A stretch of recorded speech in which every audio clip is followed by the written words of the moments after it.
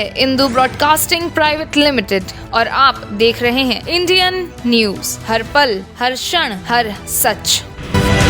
दिल्ली के मुख्यमंत्री अरविंद केजरीवाल और पंजाब के मुख्यमंत्री भगवंत मान जंतर मंतर पहुंचे, जहां केरल के खिलाफ केंद्र के कथित भेदभाव पर वाम लोकतांत्रिक मोर्चा के विरोध प्रदर्शन का नेतृत्व किया। दिल्ली के मुख्यमंत्री अरविंद केजरीवाल ने कहा कि केंद्र सरकार सारे विपक्ष को प्रताड़ित करने के लिए सारे हथकंडे अपना रही है। केंद्र सरकार विपक्ष की सरकारों को जायजा फंड नहीं दे रही, जो उनका हक है। उपराज्यपाल और राज्यपाल के जरिए उनके कार्य में रोज टांग अड़ाती है और विपक्ष को पकड़ा जा रहा है और जेल भेजा जा रहा है।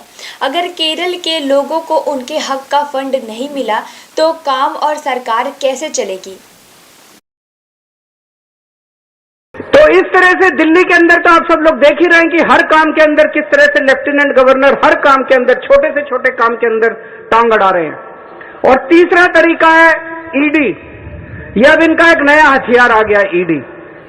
अभी तक इस देश के अंदर यह कानून होता था कि अगर आपने कोई क्राइम किया तो उसकी जांच होती थी, फिर उसमें मुकदमा चलता था। मुकदमे में तय होता था कि कौन कौन दोषी है, कौन कौन निर्दोष है। जो दोषी है उसको सजा मिलती थी, वो जेल जाता था।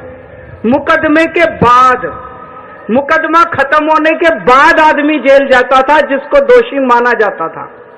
अब अब तय कर लेते हैं कि इसको जेल भेजना है, तो उसको पकड़ लेते हैं, उसको जेल में डाल देते हैं। फिर सोचते हैं अब इस पे क्या मुकदमा करें, इस पे क्या केस बनाएं।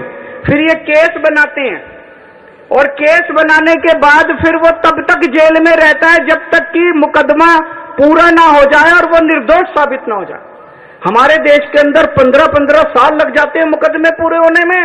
तो 15-15 साल किसी को भी पकड़ के जेल, यह भी पीएमएलए जो कानून लेके आए उसमें ही लिखा है कि जब तक उस आदमी को, किसी को भी पकड़ के जेल में डाल दो और जब तक उस आदमी का मुकदमा पूरा नहीं हो जाता, वो निर्दोष साबित नहीं हो जाता, तब तक वो जेल से बाहर नहीं आएगा।